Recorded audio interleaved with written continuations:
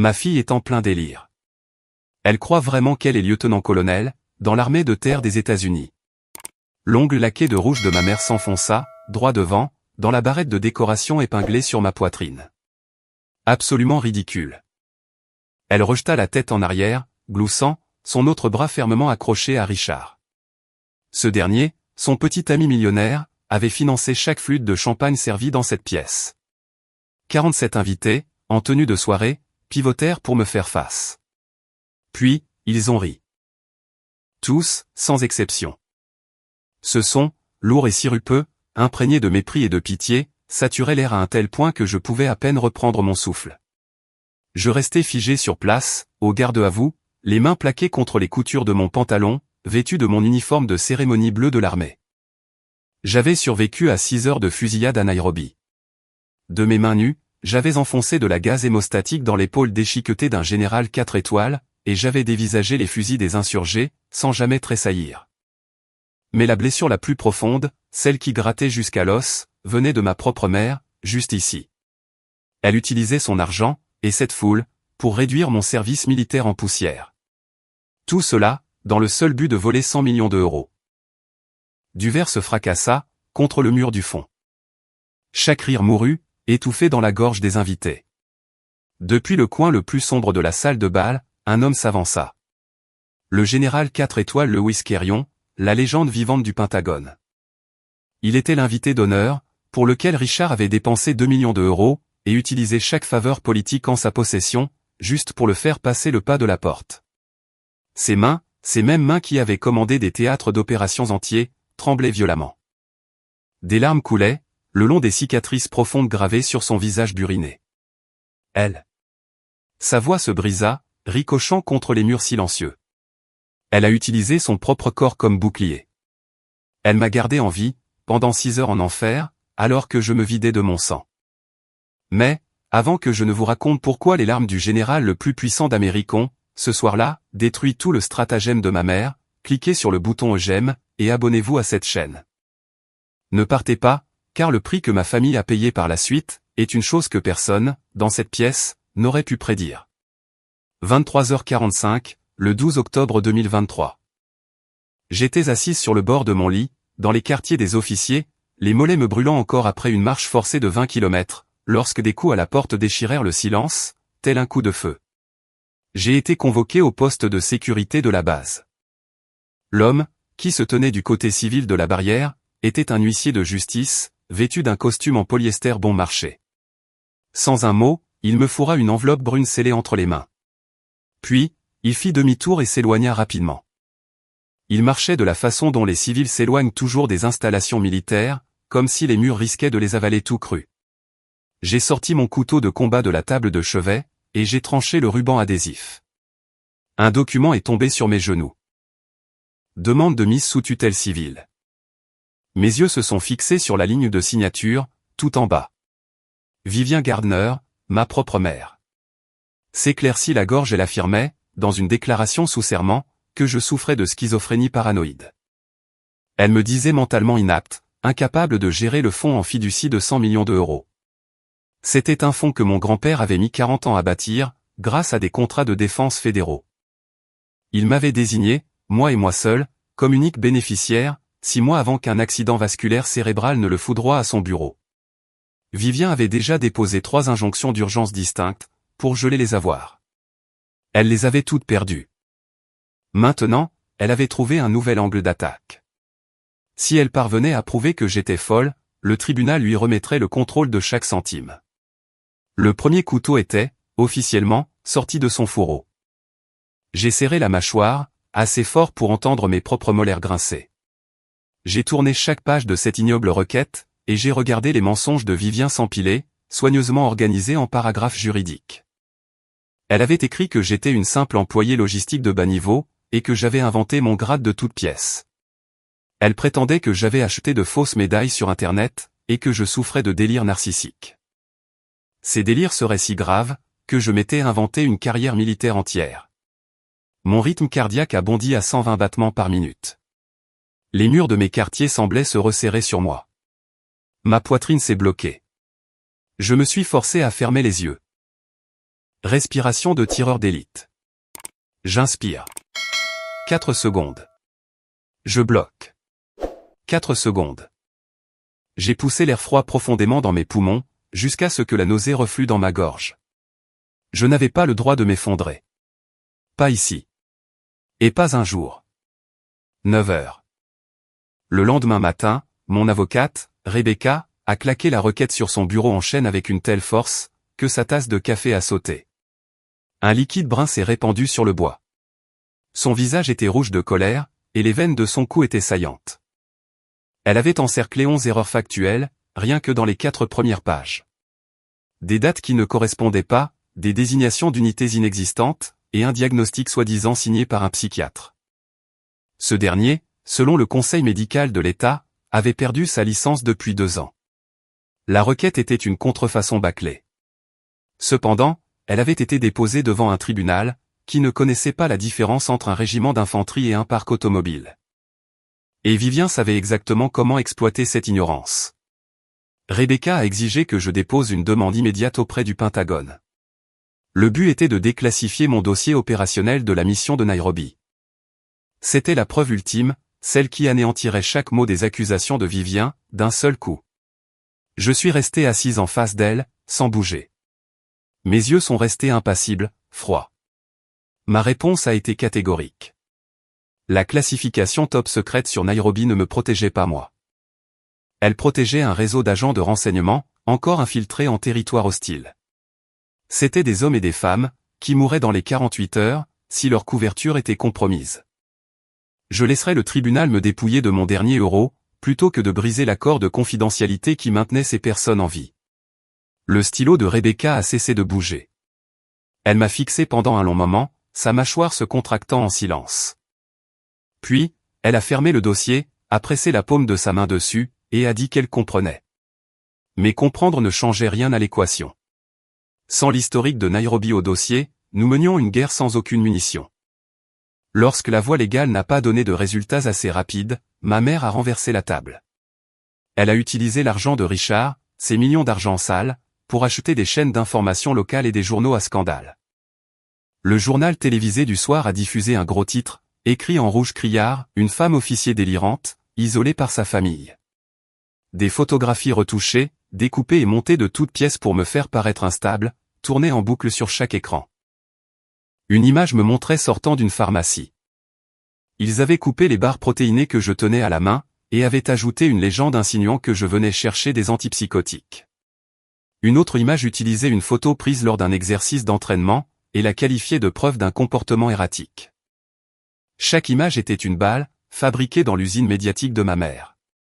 Et chaque balle a atteint sa cible, ma réputation. J'ai pris la télécommande, et j'ai éteint la télévision. La pièce a plongé dans le noir. Mes doigts se sont enfoncés dans le bord en acier du bureau, jusqu'à ce que leur extrémité devienne blanche. Quelque part dans cette ville, Vivien buvait du champagne dans le luxueux appartement de Richard. Elle portait un toast à la lente suffocation du nom de sa propre fille. Elle ignorait que je continuais de compter. Je comptais chaque mensonge, chaque euro dépensé, et chaque contact médiatique, dont je finirais par remettre le nom à mon avocate. Ils voulaient me coincer, me pousser à bout, et me forcer à capituler. Mais, ils avaient oublié la première règle du combat. Un soldat acculé dans un coin, devient l'arme la plus dangereuse du champ de bataille. Tout avait commencé 20 ans avant cette nuit-là, le 25 juin 2003. J'avais 19 ans. Debout devant la cheminée de la résidence des Gardner, j'ai sorti la lettre d'admission de Yale de mon bureau, et je l'ai déchirée en deux, à deux mains. J'ai jeté les morceaux au feu, et j'ai regardé l'écusson de l'Ivy League se recroqueviller, pour devenir des cendres noires. Derrière moi, Vivien restait pétrifiée. Depuis le collège, elle m'avait préparé à étudier le droit à Yale.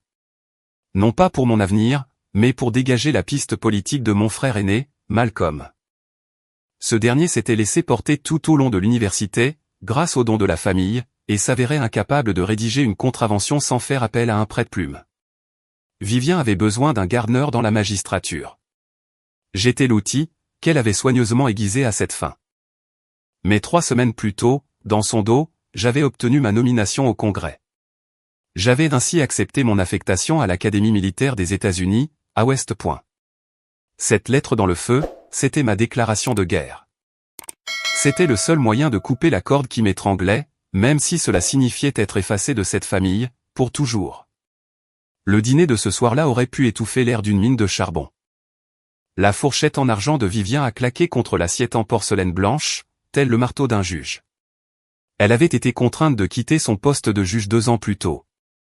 C'était une démission discrète, précédant une enquête éthique sur des détournements de fonds du tribunal, dont elle ne parlait jamais. La perte de cette robe de magistrat avait aigri quelque chose au fond d'elle. Le pouvoir était le seul oxygène qu'elle respirait. Quand le tribunal le lui a retiré, elle a transformé ses enfants en instruments de reconquête.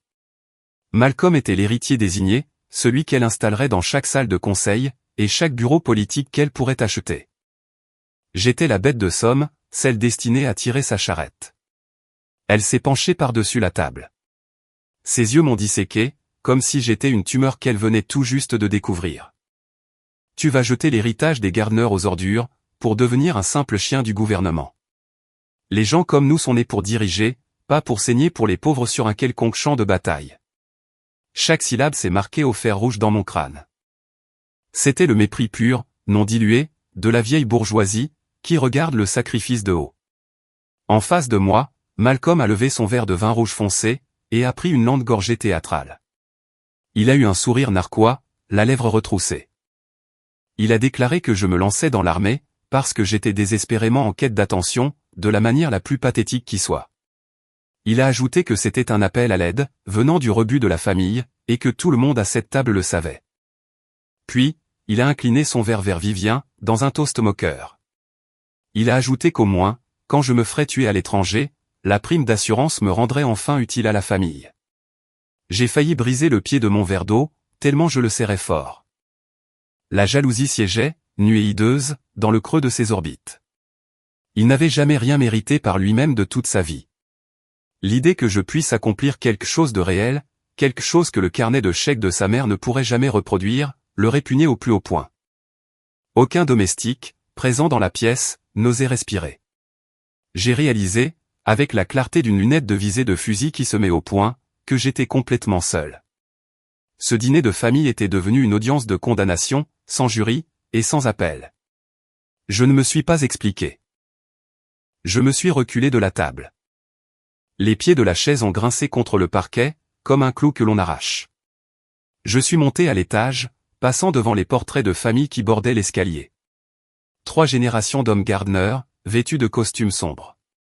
Pas une seule photo de moi, nulle part sur les murs. J'ai mis sur mes épaules le sac à dos militaire, que j'avais préparé l'après-midi même. 27 kilos, contenant tout ce que je possédais.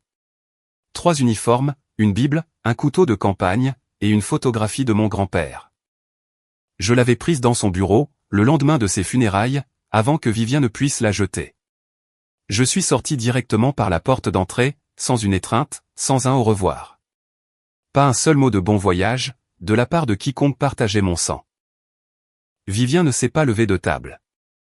Malcolm n'a pas levé les yeux de son vin. La lourde porte en chêne a claqué derrière moi. Elle a tranché le dernier fil, qui me rattachait encore au nom des Gardner.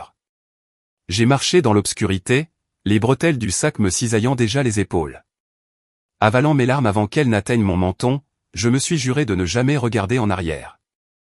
West Point a enterré ma jeunesse, sous 4 années de béton et de fer. La nuit de Thanksgiving de ma première année, alors que tous les autres cadets s'enveloppaient dans des couvertures, et sanglotaient dans leurs oreillers parce que leur maison leur manquait, j'ai lacé mes bottes, et j'ai couru. Un sac complet de 30 kilos me frottait la peau des épaules, jusqu'à ce que les bretelles soient glissantes de sang et de sueur. J'ai couru sur la route périphérique, dans l'obscurité. Mon souffle s'embuait dans l'air de novembre. Mes bottes martelaient l'asphalte gelé, à une cadence qui noyait tout le reste. J'ai couru jusqu'à ce que mes quadriceps hurlent de douleur, et que mes poumons prennent feu. La douleur physique était le seul son assez fort, pour étouffer la vérité. Les Gardner avaient effacé mon nom. Le lendemain matin, j'ai décollé le maillot de corps ensanglanté de mes épaules à vif.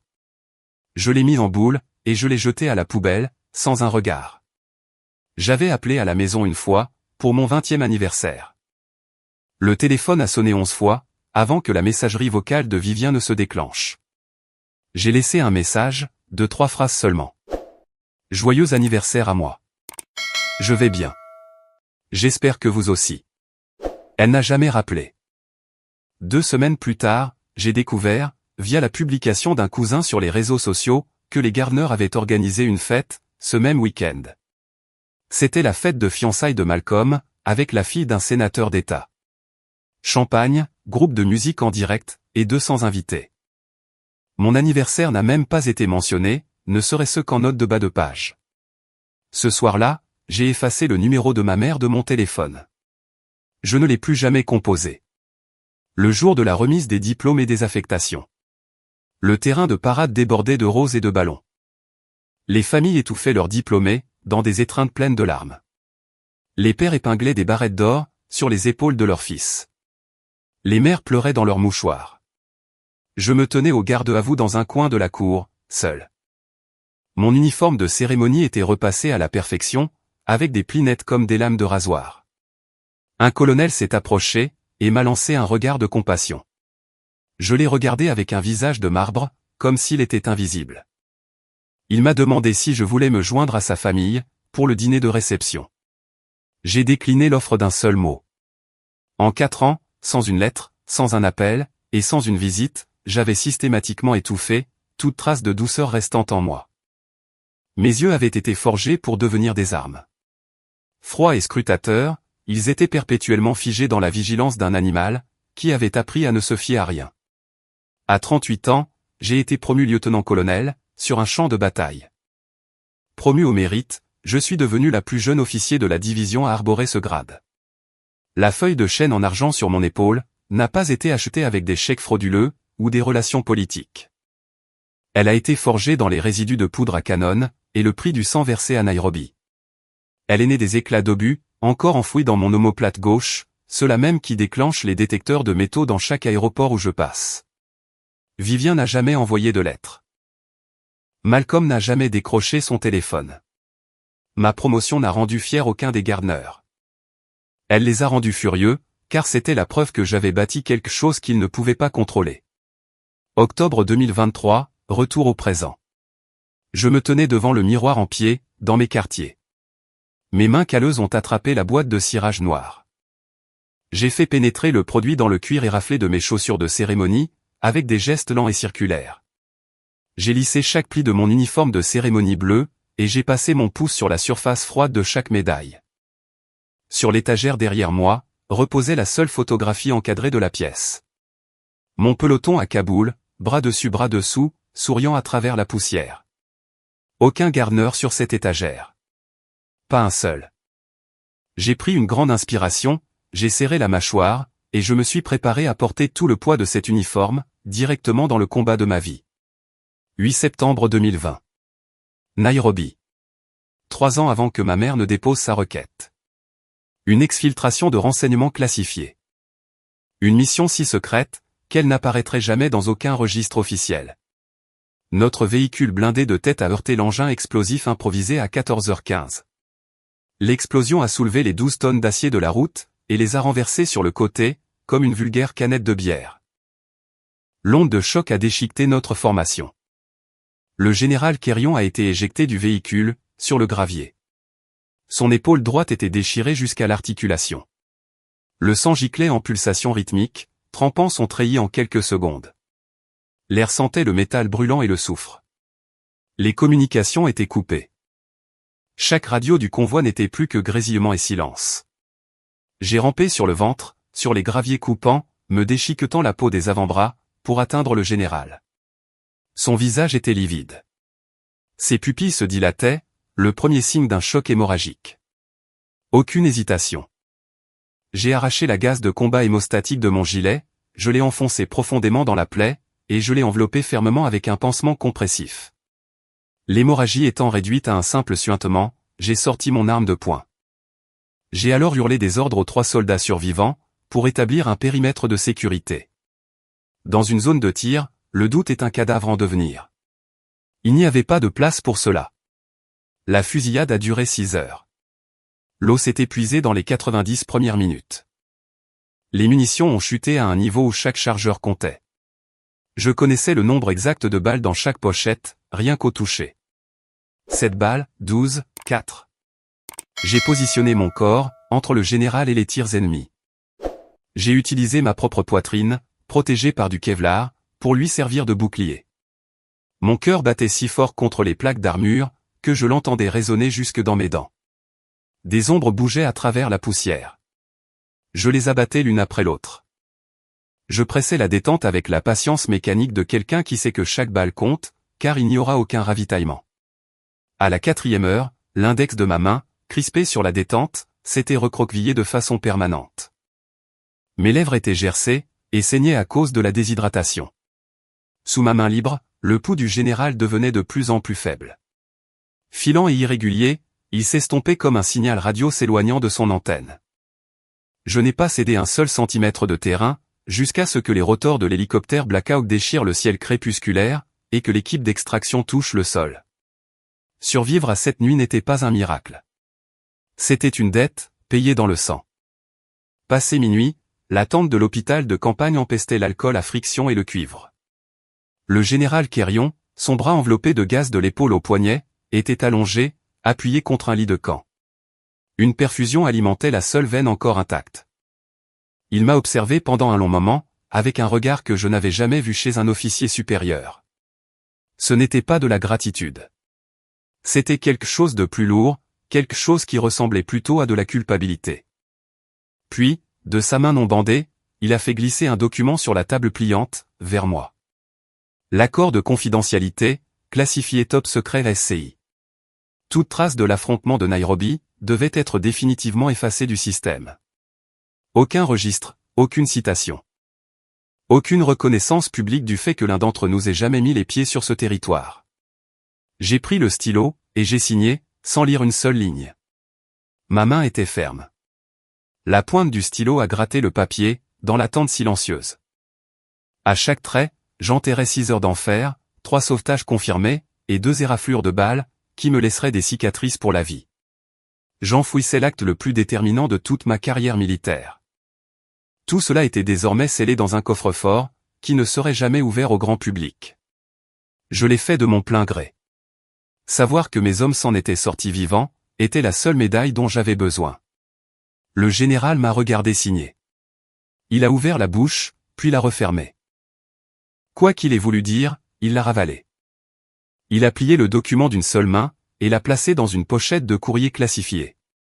Mais, assise dans cette tente, en écoutant la fermeture éclair sceller l'unique preuve de ce que j'avais accompli, je ne pouvais pas savoir. Je n'avais aucun moyen de deviner que, des années plus tard, ce silence deviendrait l'arme que ma propre mère utiliserait pour tenter de me détruire. Richard a lâché un demi-million d'euros, pour acheter tous les médias poubelles de la région des 3 États. Ma photo de vidéosurveillance au supermarché est apparue sur 6 sites web différents. Mon visage y était encerclé de rouge, avec une légende clignotante, une femme officier abuse de sédatifs.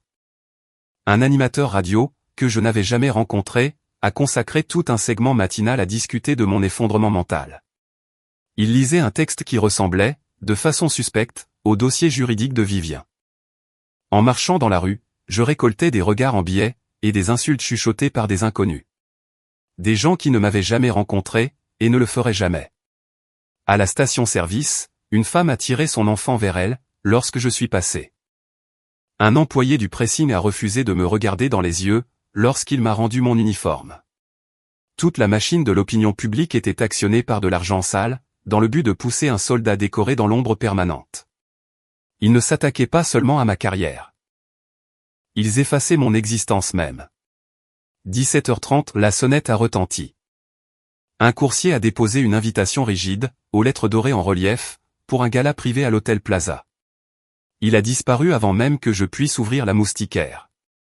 À l'intérieur, se trouvait un mot écrit de la main de Vivien, gribouillé à l'encre rouge. Les lettres étaient penchées, comme si elles essayaient de transpercer le papier. Pointe-toi ce soir, et signe les papiers de tutelle devant tout le monde. Ou bien, je te détruirai dans l'émission fédérale du matin, dès demain. Le papier cartonné sentait son parfum. Une odeur lourde et étouffante, la même qui saturait chaque pièce de la résidence des Gardner, quand j'étais enfant. Même son odeur était une arme. Le plan était clair, et d'une cruauté chirurgicale. Vivien ne voulait pas seulement l'argent. Elle voulait exécuter publiquement ma dignité. Elle me voulait à genoux, devant l'élite de New York. Elle me voulait en train de m'excuser, de capituler, brisé comme un trophée. Elle pourrait ainsi parader, devant les amis de Richard, pour prouver que le sang des Gardner se plie toujours à la volonté des Gardner. Elle avait chorégraphié la soirée à la minute près. Mon humiliation serait le plat de résistance, servi entre l'entrée et le dessert. Malcolm avait aidé à concevoir le piège. C'était lui qui avait remis mes photographies personnelles, et les scans de ma carte d'identité militaire, au rédacteur en chef des tabloïds. Il leur avait fourni la matière première de chaque image trafiquée, qu'ils avaient diffusée. Ces empreintes digitales étaient sur chaque plan. Mon propre frère avait chargé l'arme, que ma mère pointait sur ma tête. Après tout ce que j'ai enduré, les mensonges, la campagne de dénigrement, l'embuscade au tribunal, et l'humiliation publique. Comprenez-vous ce que l'on ressent, lorsque son propre sang vous tourne le dos, pour de l'argent? Cliquez sur le bouton j'aime, et laissez un commentaire pour partager votre histoire. Je sais que nous ne sommes pas seuls, face à cette douleur. J'ai écrasé le mot de Vivien dans mon poing, jusqu'à ce que mes jointures blanchissent à l'os. Je n'ai pas pris le téléphone pour appeler mon avocate. À la place, j'ai marché vers le placard, j'ai sorti mon uniforme de cérémonie bleu, et j'ai noué ma cravate d'une main ferme. Je n'allais pas fuir. Je n'allais pas me cacher de honte. J'allais marcher droit dans la fosse aux lions. J'allais montrer à chacun d'entre eux, comment un animal couvert de cicatrices se bat, lorsqu'il n'a plus rien à perdre. 20h, j'ai poussé les doubles portes dorées de la salle de bal de l'hôtel Plaza. Le quatuor à cordes s'est arrêté au beau milieu d'une note. 47 têtes, en smoking et en robe de soirée, se sont tournées vers moi, d'un seul coup. Ils ont réagi comme un seul organisme détectant un mouvement. Sous les lustres de cristal aveuglant, des dizaines d'yeux de prédateurs m'ont scruté. Leur regard est descendu de la barrette de décoration sur ma poitrine, jusqu'aux chaussures de cérémonie éraflées à mes pieds.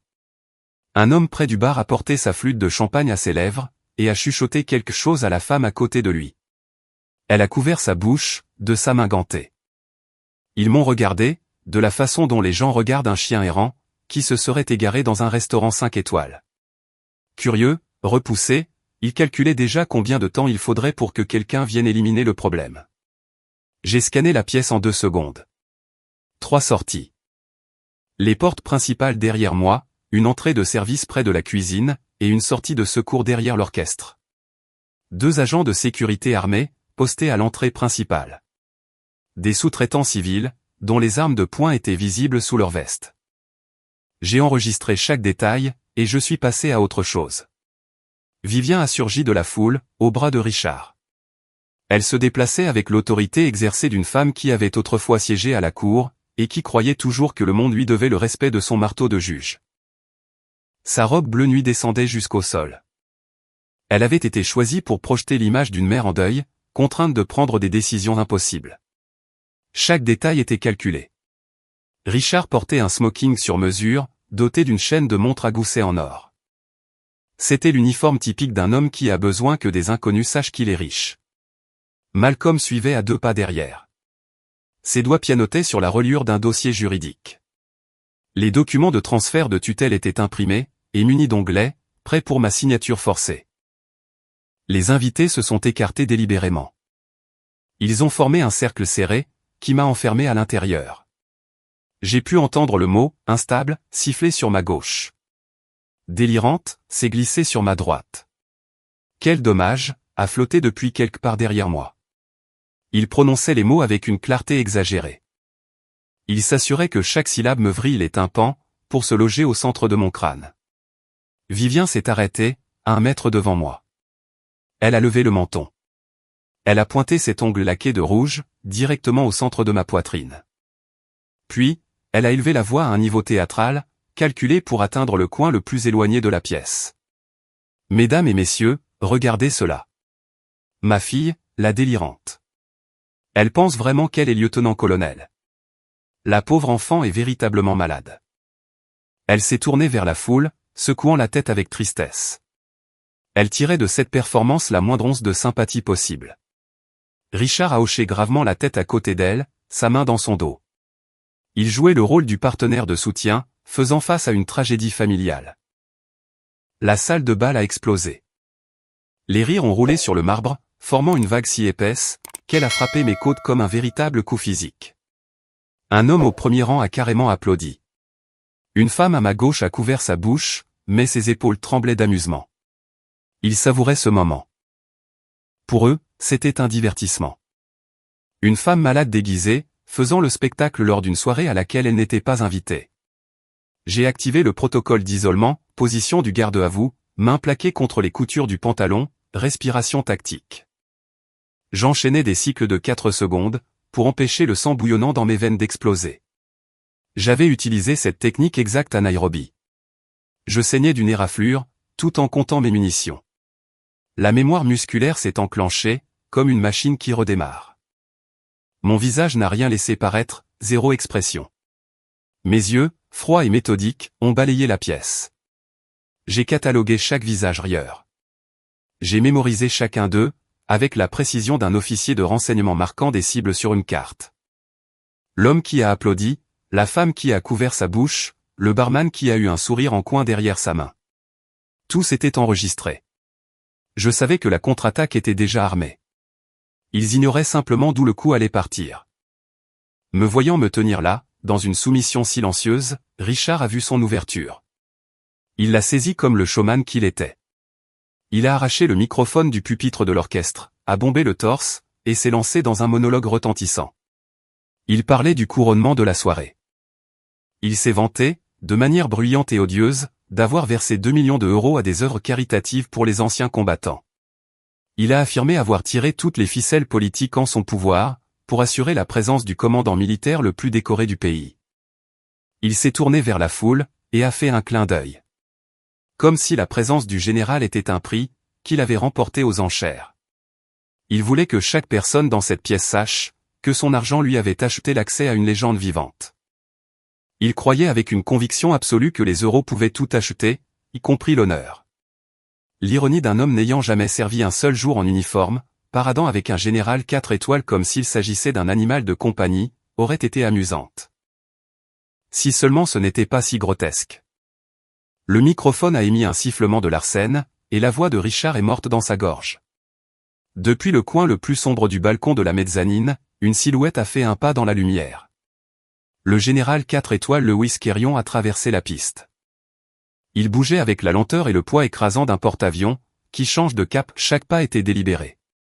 Chaque pas portait le poids de 40 années d'autorité de commandement.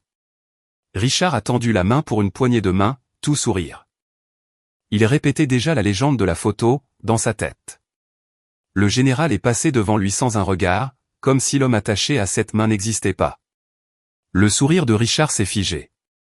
Sa main est restée suspendue en l'air, les doigts se refermant lentement sur le vide. Il n'était pas venu pour l'argent de Richard.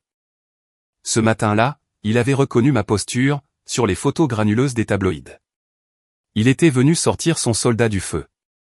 Les chaussures de cérémonie vernies du général ont crissé, sur les éclats de cristal éparpillés sur la moquette.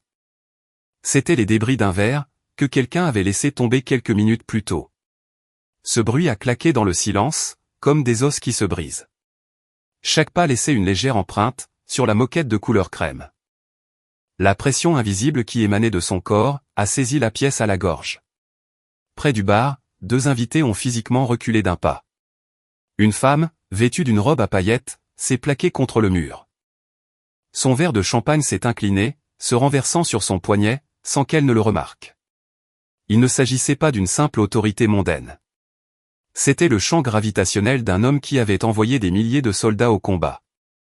Un homme qui avait porté le poids de leur vie sur ses épaules, pendant 4 décennies.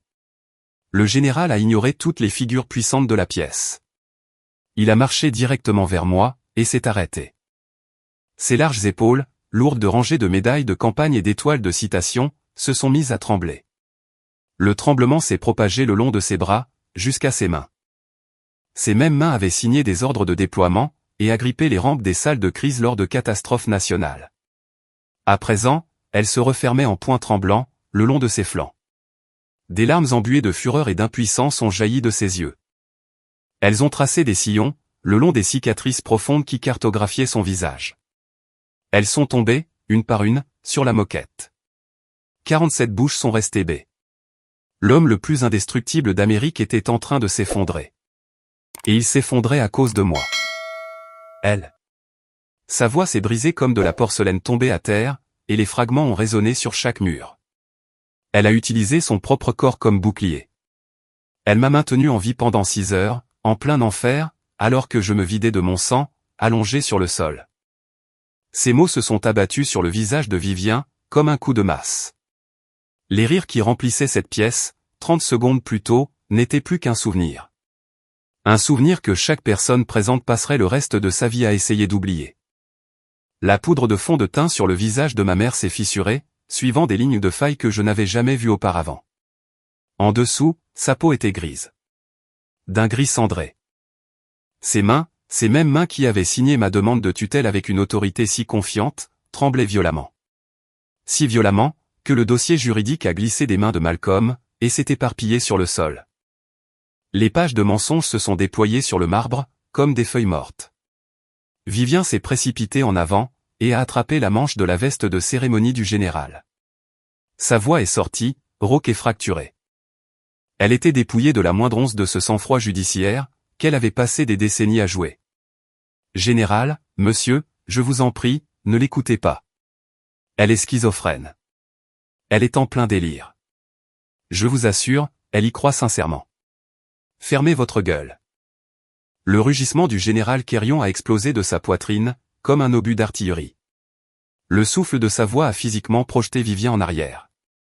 Elle a trébuché, son talon s'accrochant dans la moquette. Elle a percuté la pyramide de Champagne, la colonne vertébrale la première. Les flûtes de cristal sont tombées en cascade, dans une chute d'eau de verre brisée. Le liquide ambré a éclaboussé la nappe blanche. 3 invités ont lâché leur verre de vin. Du rouge foncé a éclaboussé la moquette, formant des motifs ressemblants, de manière troublante, à des éclaboussures de sang. La pièce avait cessé de respirer. Malcolm, le visage vidé de ses couleurs, a fait une dernière tentative désespérée. Il a redressé les épaules et a soutenu, la voix brisée, qu'il n'y avait aucun registre militaire officiel. Rien ne prouvait ce que le général venait de décrire. Aucune citation, aucune éloge, aucune trace écrite. C'était le scénario de sa mère. Le même argument qui avait servi de base à la demande de tutelle. Il l'a déclamé avec la conviction creuse d'un homme qui lit les répliques d'un autre, parce qu'il n'en a aucune qui lui soit propre. Le général Quérion s'est retourné contre lui. Les vaisseaux sanguins dans les yeux du général avaient éclaté en rouge. Il a parlé avec la lente et écrasante autorité d'un homme, qui avait classifié et déclassifié des secrets d'État pendant 3 décennies. L'engagement de Nairobi a été scellé, sous un programme d'accès spécial et secret. Aucun dossier n'existe, car aucun dossier n'est autorisé à exister. Il a ajouté que l'absence de preuves ne signifiait pas l'absence de vérité. C'était la preuve de la présence d'un soldat, qui avait choisi le silence, plutôt que sa propre survie. Il a balancé son bras, et a pointé son doigt directement sur le visage de Vivien. Il était si près, qu'elle a reculé d'effroi, et s'est rattrapée au bord d'une table. Elle a choisi d'endurer l'humiliation de votre famille pourrie, plutôt que de trahir son serment de soldat. Elle aurait pu entrer dans n'importe quel tribunal de ce pays avec le dossier de Nairobi, et détruire votre affaire en 15 minutes. Mais ce dossier protège la vie de personnes qui servent encore sur le terrain. Votre fille a choisi leur vie, plutôt que son propre argent. Plutôt que sa propre réputation. Plutôt que tout ce que vous avez essayé de lui voler. Ce genre d'honneur, votre argent sale ne pourra jamais l'acheter. Pas même en 1000 vies. Le silence qui a suivi était si absolu, que je pouvais entendre mon propre pouls dans mes oreilles. Puis, le général Quérion a fait une chose que les 47 témoins emporteraient dans leur tombe. Il a fait un grand pas en arrière. Il s'est redressé de toute sa hauteur. Il a déployé chaque centimètre de cette carrure, qui s'était tenue dans des salles de crise avec des présidents, et sur des aérodromes remplis de cercueils. Et il a porté sa main droite à son front. C'était la plus haute marque de respect que l'armée des États-Unis puisse accorder, un général 4 étoiles, rendant un salut solennel à un lieutenant-colonel. À moi. Les médailles sur sa poitrine ont cliqueté doucement les unes contre les autres, tandis que son bras se figeait en position. Ses yeux, encore humides, ont soutenu les miens sans ciller. Vivien s'est effondrée. Ses genoux ont cédé, et elle s'est écroulée sur la moquette imbibée de champagne. Un gémissement bas et bestial s'est échappé de sa gorge. Richard était déjà parti. Il s'était glissé dans l'ombre, derrière l'entrée de service, à la seconde même où la voix du général avait fendu l'air pour la première fois. Malcolm restait figé, la bouche s'ouvrant et se fermant sans le moindre son. Les pages éparpillées de ces documents juridiques frauduleux absorbaient le vin renversé autour de ses chaussures. J'ai levé la main, et j'ai rendu le salut au général. Un geste net et assuré, exactement comme on me l'avait appris. Puis, j'ai baissé le bras. J'ai redressé les épaules, j'ai tourné les talons, et je suis sorti directement par la porte principale de l'hôtel Plaza. Je n'ai pas regardé en arrière. Ni la foule, ni le désastre, ni ma mère. 8 heures le lendemain matin. Terrifiés par l'idée d'une enquête fédérale, les avocats de Vivien ont déposé une requête d'urgence, pour retirer définitivement la demande de tutelle. Chaque accusation, chaque allégation, rejetée et scellée. Le juge a ajouté une note personnelle au dossier. C'était un geste rare, stipulant que la requête représentait un abus calculé du système judiciaire. Il s'agissait d'une prédation financière, visant un membre des forces armées en service actif. À midi, les mêmes organes de presse, qui avaient relayé la campagne de dénigrement de Vivien, se battaient pour publier la véritable histoire. L'ancienne juge Vivien Gardner, accusée d'avoir orchestré le vol d'un fonds fiduciaire de 100 millions d'euros. Les articles désignaient Richard comme co-conspirateur.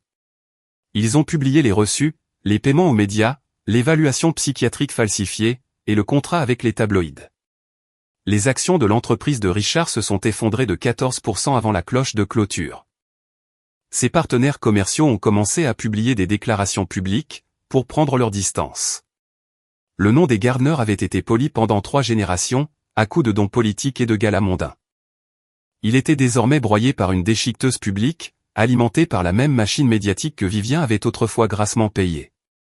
L'empire, qu'elle avait bâti sur les apparences, s'effondrait sur lui-même, comme un bâtiment condamné. 16h30. Je passais le poste de contrôle de sécurité de la base, mon sac de sport porté sur une épaule. Ma mère était déjà là. Stationnée devant la porte, elle semblait attendre depuis des heures. Son maquillage était ruiné. Le mascara traçait des rivières noires, le long de ses 2 joues. Le rouge à lèvres débordait des coins de sa bouche. Le fond de teint s'accumulait dans les plis de son cou. Elle s'est jetée sur moi, dès l'instant où j'ai franchi la barrière. Ses doigts se sont agrippés à la manche de mon uniforme de cérémonie, froissant le tissu. Elle tirait, s'accrochant avec le désespoir de quelqu'un, qui vient de voir son dernier canot de sauvetage s'éloigner hors de portée. Elle a gémi. Elle a sangloté. Elle a supplié. J'ai été aveuglé par l'argent. Je t'en prie, pardonne-moi. Nous sommes toujours une famille, toi et moi. S'il te plaît, juste une dernière chance. Je suis toujours ta mère. Ces mots se déversaient dans un flot humide et convulsif. Ils étaient ponctués de halètements qui semblaient répétés, même à travers les larmes. Des larmes de crocodile. J'avais déjà vu la même performance de la part de combattants capturés. Ils se découvraient soudainement des remords, à la seconde même où on leur passait les menottes en plastique. Derrière elle, garée de travers sur le trottoir, se trouvait la berline noire de Richard. C'était la même voiture qui l'avait conduite à chaque réunion médiatique, et dans chaque bureau de rédaction de tabloïd. La même voiture qui l'avait amené à chaque session de stratégie, conçue pour réduire ma vie en cendres. Elle était arrivée dans la voiture de son co-conspirateur, pour implorer ma clémence. L'ironie de la situation ne m'a pas échappé. Je l'ai regardé de haut. Mon visage ne reflétait rien. Ni colère, ni pitié. Pas la moindre lueur de la fille, qu'elle avait autrefois contrôlée. Je pouvais voir à travers sa performance, jusqu'au rouage de la machinerie en dessous. Elle ne pleurait pas parce qu'elle m'avait blessé. Elle pleurait parce que son argent avait disparu, et que sa réputation partait en fumée. Ses larmes étaient pour elle-même. Elle l'avait toujours été. J'ai détaché ses doigts de ma manche, un par un, de la même manière que l'on retirerait une sangsue. Puis, j'ai levé la main. J'ai brossé l'endroit de mon uniforme, là où sa poigne avait froissé le tissu. Un mouvement lent et délibéré. J'effaçais la dernière trace physique de son existence sur ma tenue de service. J'essuyais la tâche qu'elle représentait, sur mon honneur. Je me suis penché, suffisamment près pour qu'elle seule puisse m'entendre. Et j'ai imprimé chaque mot dans son crâne, comme avec un fer rouge. Tu as choisi de me poignarder. Les 100 millions d'euros, chaque centime, je vais en faire don aux anciens combattants blessés. Le sang ne fait que créer des liens de parenté. Vivien, c'est la loyauté qui crée une famille. Je me suis retourné, et j'ai franchi la barrière de sécurité. Le bras d'acier est retombé derrière moi, avec un claquement métallique. De l'autre côté, Vivien s'est effondré sur l'asphalte. Elle a hurlé mon nom, jusqu'à ce que sa voix s'éteigne. J'ai continué à marcher. La porte du passé était désormais définitivement verrouillée, et j'en avais avalé la clé. 6 mois plus tard, 7 heures du matin. J'ai claqué le manuel de doctrine tactique sur le pupitre en chêne de West Point, assez fort pour faire tressaillir le premier rang. Ma voix a rempli l'amphithéâtre. Ferme, autoritaire, elle était dépouillée de tout, sauf de son objectif. J'enseignais l'art du leadership opérationnel, à 30 candidats officiers d'élite. Il ne restait plus aucune ombre sur mon visage. Chaque fissure psychologique avait été colmatée. Elles avaient été trempées dans le genre de discipline qui ne s'achète pas, et qui ne s'hérite pas. Elle ne peut être que forgée. Le cours s'est terminé. Les cadets sont sortis en file indienne. L'une d'entre elles est restée. C'était une jeune femme de petite carrure, debout près de la dernière rangée. Ses yeux étaient rougis, et ses doigts étaient entrelacés si fort, que ses jointures étaient devenues blanches. Elle a attendu que la pièce soit vide, puis s'est approchée de mon bureau. Sa voix s'est élevée, à peine plus forte qu'un murmure. Elle voulait savoir comment prouver à sa famille qu'ils avaient tort. Il n'arrêtait pas de lui dire qu'elle était trop faible, trop fragile, trop inutile pour se tenir là où elle était. Ma poitrine s'est serrée. En la regardant, sa posture tremblante, sa lèvre mordue, ses yeux cherchant la permission de croire en elle-même. J'ai vu le fragment brisé exact, de ce que j'avais été lors de cette nuit froide, 20 ans auparavant. Sortant de la résidence des Gardner avec mon sac à dos, sans personne au monde à qui faire appel. J'ai marché vers mon bureau, et j'ai ouvert la boîte en bois dans le tiroir du bas. À l'intérieur, ternie et balafrée, reposait la pièce de défi de Nairobi. C'était la marque non officielle, portée par les soldats qui avaient saigné ensemble, dans un endroit que le monde ne connaîtrait jamais. La surface de la pièce était piquée par des traces de carbone. L'un des bords était cabossé, suite au choc qu'il avait fait tomber de la poche de mon gilet, pendant la fusillade. Je l'avais trouvé dans les graviers, à côté de la tache de sang du général. Je l'avais ramassée, avec des doigts engourdis. Elle était restée dans cette boîte, depuis ce jour. J'ai sorti la pièce, et je l'ai placée au centre de la paume ouverte de la jeune femme. Son poids s'est posé contre sa peau, bien plus lourd qu'il n'y paraissait. C'est ainsi que tout ce qui est payé avec du sang, est toujours plus lourd qu'il n'y paraît. Et j'ai regardé ses doigts se refermer lentement autour. J'ai soutenu son regard, et j'ai gardé une voix calme. Tu n'as jamais à prouver ta valeur, à des gens qui n'ont pas le cran d'entrer dans l'arène avec toi. Elle a pressé ses lèvres l'une contre l'autre. Une unique larme s'est échappée, et a coulé le long de sa joue. Elle a redressé la colonne vertébrale, et a fait un salut brut et maladroit, mais rempli d'une force féroce. Puis, elle est sortie de l'amphithéâtre, sans ajouter un mot. Le bruit de ses bottes a résonné dans le couloir. Ses pas étaient réguliers, gagnant en assurance à chaque foulée. Je suis resté seul, dans l'amphithéâtre vide. J'ai pris une longue inspiration, profondément dans mes poumons, et je l'ai relâché lentement. À travers les hautes fenêtres, le drapeau américain claquait fort dans le vent du matin. Il tirait sur sa corde, se déployant de manière ample et nette, contre un ciel grand ouvert. La chaîne du mât cliquetait, selon un rythme métallique qui ressemblait à un battement de cœur. Mon épaule gauche me faisait mal, là où se trouvait l'éclat d'obus. Elle me faisait toujours mal, quand le temps changeait. J'ai pressé mon pouce contre la cicatrice, à travers la manche de mon uniforme, et je l'ai maintenu là. La douleur était familière, constante, et mienne. Le drapeau a claqué une fois de plus, sous une forte rafale, et je l'ai regardé se redresser à nouveau. Si ma traversée de cette tempête vous a donné ne serait-ce qu'une once de courage, pour couper les liens toxiques qui vous retiennent, cliquez sur le bouton j'aime. Abonnez-vous à cette chaîne, et partagez votre histoire dans les commentaires ci-dessous. Souvenez-vous de ceci. Vous n'aurez jamais besoin de prouver votre valeur à qui que ce soit.